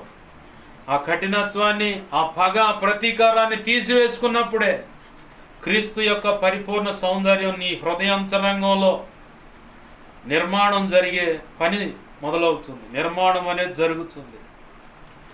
ఆ కఠినత్వం నీలో ఉన్నంతకాలం అపవాదికి నీ హృదయంలో చోటు ఉంది. దాన్ని బట్టే వాడు చెప్పినట్టు అడుగులు వేస్తూ వాడు చెప్పినట్లుగా ముందుకెళ్తున్నాడు. దేవుని పాదాలు పట్టుకొని దేవుణ్ణి అడుగుదాం. నా ప్రభువా, ఇంకా ఇదిగో నా అత్తను క్షమించలేని పరిస్థితి, నా మామను క్షమించలేని పరిస్థితి, అయ్యా నా భార్య తోడబుట్టిన వాళ్ళని కానీ, నా భర్త తోడబుట్టిన వారిని కానీ, ఇదిగో దేవా, ఇదిగో నా వైపు నుంచి ఎవరైనా నన్ను గాయపరిచిన వారు ఉంటే వారిని క్షమించలేని స్థితి నా హృదయంలో ఉంటే ఇప్పుడే వదిలేస్తున్నాను ప్రభువా, ఇప్పుడే వదిలేస్తున్నాను. ఆ కఠినత్వాన్ని బట్టే సైతానుగా నిన్ను విచ్చలవిడిగా ఆడుతూ ఉన్నాడు. వాడు బేభత్సంగా వాడు నిన్ను వాడుకొని ఇదిగో నీ బిడ్డలకు కానీ, నీకు భార్యకు కానీ, భర్తకు కానీ, లేదంటే నీ కడుపును పుట్టిన నీ తోడ పుట్టిన వారికి కానీ ఎవరికి నెమ్మది లేదు. హృదయంలో నా కాఠిన్యం ఇంకనూ వారిని క్షమించలేని పరిస్థితి. దేవుడు అంటున్నాడు, ఒక్కో సమయంలో నీ హృదయంలో ఉన్న కఠినం నీకు తెలియటానికే ఒక్కొక్క చోట ఒక వ్యక్తి నువ్వు చేసిన పొరపాటును బట్టి క్షమించలేని రీతిగా నీ ఎదుట కొంతమందిని చూపిస్తాడు. నేను కరెక్ట్గానే ఉన్నాను కదయ్యా అనుకుంటావు, కానీ నీ హృదయంలో కఠినాన్ని నీ ఎదుట ఉన్న వ్యక్తుల్లో నుంచి చూపిస్తూ ఉంటాడు. వాళ్ళ విషయంలో ఎందుకు ఇతను లేదా ఏమే ఎందుకు ఇంత కఠినంగా, నా విషయంలో ఎందుకు ఇతను ఇంత కఠినంగా ఉంటున్నారంటే నీ హృదయంలో ఆ కాఠిన్యం ఉంది, ఆ కఠినత్వం ఉన్నది. కాబట్టి అద్దం ముందుకు వెళితే నీ బొమ్మ ఎలా కనపడుతుందో, నీ ముఖం ఎలా కనపడుతుందో అద్దం ముందుకు వెళితే, అలాగనే నీ విషయంలో లేదా నీ కడుపును పుట్టిన బిడ్డల విషయంలో నీ ఎదురున్న వ్యక్తులను కొంతమందిని దేవుడు వాడతాడు అలా కఠినంగా ఉండేలాగా. నువ్వు అనుకుంటావు ఎందుకు ఇలా కఠినంగా ఉంటున్నారు ఈ విషయంలో, వీళ్ళ విషయంలో అనుకుంటావు. అసలు వాస్తవానికి ఆ కఠినం నీ హృదయంలో ఉంది. దాన్ని ఇప్పటికైనా తీసేసుకుంటావేమో అని చెప్పని ఈ కారణాన్ని బట్టి, ఇలా పరిస్థితులు కల్పించడాన్ని బట్టి నిన్ను నువ్వు తొంగి చూసుకొని ఆ కఠినమైన దాన్ని నీ హృదయంలో నుంచి తీసివేసుకొని దేవుని యొక్క స్తుతి సింహాసనం నీ హృదయంలో స్థాపించుకుంటావని ఈ పరిస్థితులు నీకు పొడచూపేలాగా చేస్తున్నాడు దేవుడు. కాజు నా హృదయంలో ఆ కఠినం అంచే పెట్టుకుంటా అంటే కన్ఫామ్గా కాగితాలు తెచ్చుకో, సంతకం చేస్తా, నిత్య నరకం తప్ప రెండో సంపాదించలేవు. దేవుని పాదాలు పట్టుకుని దేవుణ్ణి అడుగుతాం, దేవా ఇతరుల విషయంలో నేను ఫలానా వాళ్ళ విషయంలో, ఒకవేళ ఆ వ్యక్తులు చనిపోయి ఉన్నారేమో, ఒకవేళ ఆ వ్యక్తులు నువ్వు ఎవరి మీద అయితే కఠినం పెట్టుకున్నావో, హృదయాన్ని కటువు చేసుకొని ద్వేషాన్ని పెట్టుకున్నావు, ఒకవేళ వాళ్ళు చనిపోయి ఉంటే, చనిపోయినా కానీ నువ్వు ఆ కఠినత్వాన్ని, ఆ ద్వేషాన్ని, ఆ వ్యతిరేకతను పెట్టుకుంటే అదే నీకు కనపడేలాగా ఒకవేళ నీ కొడుకును వాడుతున్నాడేమో, నీ కూతురును వాడుతున్నాడేమో, నీ భర్తను వాడుతున్నాడేమో, నీ భార్యను వాడుతున్నాడేమో, నీ బంధువులు వాడుతున్నాడేమో, నువ్వు ఉన్న ప్రాంతం, పని కాడకు వెళ్ళిన కాడ, ఉద్యోగం కాడకు వెళ్ళిన కాడ, చదువుకునే కాడ, లేదా నువ్వు ఉన్న నివాస స్థలంలో ఒకవేళ దేవుడు ఇతరులను వాడుతున్నాడేమో. నీకు నువ్వు అనుకోవచ్చు నేను బాగానే ఉన్నాను కదని. మరి ఏదన్నా సందర్భం కనపడ్డప్పుడు ఆ పరిస్థితిలో నువ్వు అడుగు పెట్టినప్పుడు నీ హృదయం కఠినమైపోతుంది వాళ్ళ విషయంలో. అది ఉండకూడదు అంటున్నాడు నా ప్రభు ఈరోజు. అది లేకపోవటం వల్లే సైతానుగాడు వచ్చి, అది నీలో ఉండటం వల్ల, ఆ చెడు ఉండటం వల్లే సైతానుగాడు ఈరోజు నీ దగ్గరకు వచ్చి ఆటలు ఆడుతూ ఉన్నాడు. నీ కుటుంబాన్ని చల్లా చెదురు చేస్తున్నాడు వాడు, చల్లా చెదురు చేస్తూ ఉన్నాడు. దేవుని ప్రణాళిక జరగకుండా వాడు విచ్చలవిడిగా ఆడుతూ ఉన్నాడు, విచ్చలవిడిగా ఆడుతూ ఉన్నాడు. ఒక్కొక్కళ్ళు ఒక్కొక్క కోణంలో ఉపయోగపెట్టుకుంటా. నీవు సరిచేయబడితే మొత్తం సెటిల్ అయిపోతుంది, నువ్వు సరిచేయబడితే మొత్తం సెటిల్ అయిపోతుంది. సరి చేసుకుంటావా, ఖచ్చితంగా దేవుని కృప పొందుకుంటావు. దేవుని పాదాలు పట్టుకుని దేవుని అడుగు, నా ప్రభువా, ఒకవేళ నీ అత్తమామల విషయంలో కానీ, వాళ్ళ కడుపును పుట్టిన బిడ్డల విషయంలో కానీ, వాళ్ళు చేసిన పనులను బట్టి ఒకవేళ నువ్వు నీ హృదయం కఠినమైపోయిందా, ఆ పగ అంతే పెట్టుకున్నావా? అయితే ప్రభు నీతోనే మాట్లాడుతూ ఉన్నాడు, ఆ పగను తీసేయి. సిలువలో వేలాడుతున్న యేసు ప్రభు పొందినటువంటి శ్రమ అయితే కాదు నీది. స్టెఫెను రాళ్ళతో కొట్టబడి చంపబడినటువంటి పరిస్థితి అయితే కాదు నీది. ఇంకా నీ హృదయంలో ఆ పగ, ఆ ప్రతీకారాలు, ఆ కక్ష, ఆ హృదయ కఠినం అనేది పెట్టుకున్నట్లయితే నువ్వు ఆశీర్వదింపబడలేవు. ప్రభు దగ్గర నుంచి ఏ కృప పొందుకోలేవు. ఇంకా నువ్వు వ్యతిరేకమై సైతానుగాడికి ముద్దు పెట్టగా ప్రియమైన కుమారుడిగా, ప్రియమైన కుమార్తెగా మారిపోతావు. చివరికి నీకు దక్కేది వాడుండే స్వాస్థ్యం అంటే నిత్య నరకం. దాంట్లో పడాలని నిన్ను కోరుకోలేదు దేవుడు.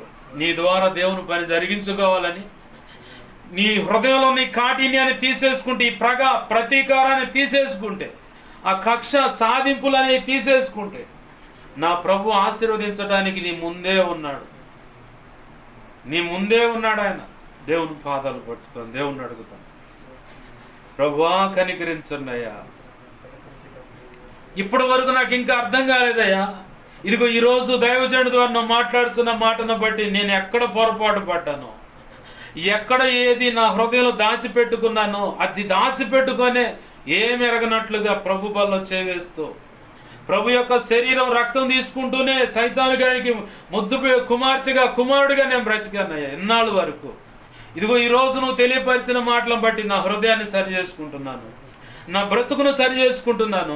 నా హృదయంలో, నా అంతరంగంలో పెట్టుకున్న పగ, ప్రతీకారం, కక్ష, వేధింపులు, సాధింపులు, హృదయ కఠినం చేసుకునేది మొత్తం, నీకు నచ్చని మొత్తం తీసేసుకుంటున్నానయ్యా.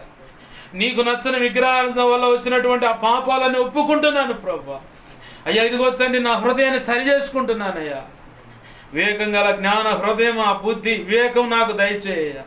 అన్ని విషయాలు వివేచన దయచేయ. అభ్యంతరాలు ఎట్నుంచి వస్తున్నాయో, ఎవరి వల్ల వస్తున్నాయో పసిగట్టగలిగి ఆ కృప నాకు దయచేయ. అయ్యా అయ్యా నీకు ఇష్టమైన కుమార్తెకి, ఇష్టమైన కుమారుడికి నేను బ్రతుకుతానయ్యా, నాకు సహాయం చేయి ప్రభు అంటూ ప్రార్థన చేయి. ప్రార్థన. ప్రేమగల మా కన్న తండ్రి అనేసయ్యా, నీకు వందనాలు, కృతజ్ఞతాస్తుతులు. మీరు సెలవిచ్చిన ప్రతి మాటను బట్టి నీకు వందనాలు ప్రభు. ఒకవేళ నేను నా హృదయంలో కాఠిన్యం ఉన్నదేమో, పగ, ప్రతీకారాలు ఉంటే క్షమించండి. ఎందుకంటే మహాభక్తుడు, క్రైస్తవులు అందరికీ దేవక సార్వత్రిక సంఘమంతుడికి పితామహుడిగా ఉన్నట్టు పిలువబడుతున్నటువంటి పౌలే, పరిశుద్ధుడైన పౌలే అన్నాడు, నాలో నచ్చనిది ఏదైనా నాకు కనపడదు కానీ, నా దేవునికి నచ్చనిది ఏది నాకు కనపడదు కానీ నా దేవునికే కనపడుతుంది, నాకు మాత్రం అవి కనపడవు అన్నాడయ్యా. దావీదు మహారాజు కూడా, అయ్యా నీకు ఆయాసకరమైనది ఏదైనా నాలో ఉంటే దాన్ని తీసివేసి నీ నిత్య మార్గంలో నన్ను నడిపించాలని అడిగాడయ్యా. ప్రభా ఈరోజు నువ్వు లేఖన కాంచెలో నుంచి నా ద్వారా అయ్యా నిదిగొచ్చని మీద ఆశను ఉపయోగపెట్టుకొని దేవా మీరు మాతో మీరు మాట్లాడి విధానం బట్టి నీ కృతజ్ఞతాస్తుతులు. నీ మాటలు మా హృదయాలు పదిలపరచమని, నీవే నీరు కట్టి ఫలింపచేయమని, సరి చేయబట్టడానికి ఏమైనా అడ్డులుంటే సరి చేసుకోవడానికి కృపను దయచేయి దేవా.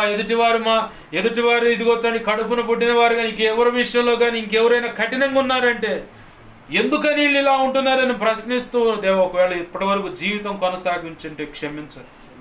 అటువంటి కఠినము మా దేవా అవతల ప్రశ్నిస్తున్న వారి హృదయంలో ఉన్నదన్న గ్రహింపు ఈరోజు కలుగు చేసినందుకు నీ కృతజ్ఞతాస్తుతులు. దేవా నీ గొప్ప కార్యాలు ఈ వర్తమానం ద్వారా మా బ్రతుకులో జరిగించినందుకు కృతజ్ఞతాస్తుతులు చెల్లిస్తున్నాం.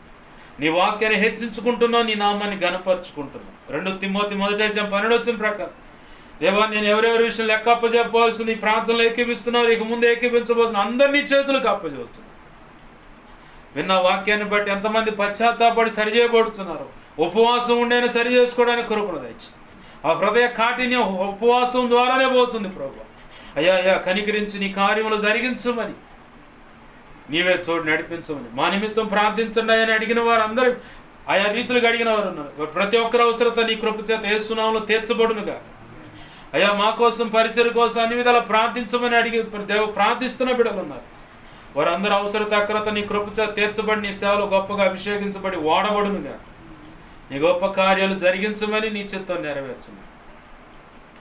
అయ్యా ఈ వారంలో ఉన్నటువంటి ప్రతి సంఘ గ్రామాన్ని జయకరంగా జరిగించు. అయ్యా ఇదిగో తండ్రి రేపటి దిన నా కుటుంబ ఆశీర్వాద కూటాన్ని జయకరంగా జరిగించు, ఆన్లైన్ని జయకరంగా జరిగించు, ఆదివారపు ఆరాధనలన్నింటిలో తోడండి చక్కగా జరిగించు. అయ్యా ఇదిగో పాటల రికార్డింగ్ విషయంలో కృప దయచేయండి, కావాల్సిన ధనం సహాయం చేయండి. సమస్తం ఎరిగిన దేవా కృపచేత కార్యం జరిగించును మాత్రం మహిమ పొందమని మా ప్రియుడు మా రక్షకుడైన యేసయ్య నామములోనే ప్రార్థిస్తూ సమస్తాన్ని కృపాహస్తాలకు అప్పజెప్పి నేను గొప్ప చేసుకుంటున్నాం మా తండ్రి. యేసు నామములో ప్రార్థించి సమస్తం పొందుకొని మహిమపరుచుకున్నాం మా తండ్రి. ఆమేన్ ఆమేన్. ఇప్పుడు మన తండ్రి అయిన దేవుని ప్రేమయు ఆయన ప్రియకుమారుడైన యేసుక్రీస్తు వారి కృపయు పరిశుద్ధాత్మ దేవుని అన్యోన్య సహాయ సహవాసము సమకూడిన అలాగే ప్రార్థనలు ఏకీపిస్తున్న ముందు ఏకీపించబోతున్న ఇక్కడ ఉన్న సంఘ బిడలకు పరిచర్యకు సార్వత్రిక సంఘం సకల పరిశుద్ధులకు నిత్యత్వము చేరు పర్యంతరం సదాకాలము తోడే ఉండి నడిపించునుగాక. ఆమేన్. ప్రభువా మా కలలో నిద్రలో దర్శనం స్వప్నాలు చూపించబడ్డ సమస్త కీడు శోధనటి ప్రభావం వేస్తున్నాం, బంధిస్తున్నాం. మహాపునరుద్ధాన శక్తి ద్వారా వేస్తున్నాం, బంధిస్తున్నాం, లయపరుస్తున్నాం. బంధించి లయపరిచిన కృతజ్ఞతాస్తుతులు ప్రభావం. అయ్యా నాకు మాకు మా మీద ఇంకెవరికైనా కళలో నిద్రలో దర్శనం స్వప్నాలు చూపించబడ్డ సమస్త మంచి కళ్ళు మంచి దర్శనం మంచి స్వప్న నిద్రలో చూసిన సమస్త మంచి ఏసునాని మహాపునరుద్ధాన శక్తి త్వరపెట్టి జరుగును గాక, నెరవేర్చబడును. త్వరపెట్టి జరిగేలా చేసినందు నెరవేర్చిన కృతజ్ఞతాస్తుతులు చెల్లిస్తూ యేసయ్య నామములను ప్రార్థించి సమస్తం పొందుకొని మహిమపరచుకున్నాం మా తండ్రి. ఆమేన్. ప్రభు యొక్క మహా ఉచిత కృప మనందరికీ తోడేవుడి నడిపించును గాక. ఆమేన్. అందరికీ వందనాలు.